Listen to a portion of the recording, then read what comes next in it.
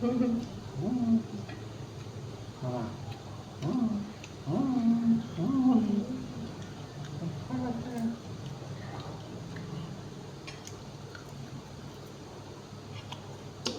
phải nhiệt ba này nhá chả ba của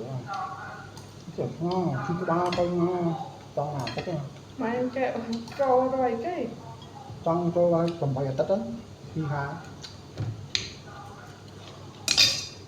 hay bò đừng đừng xuyên như bò gì nhé có phiêu đi bỏ so thức ta mới vừa làm lo cũng chào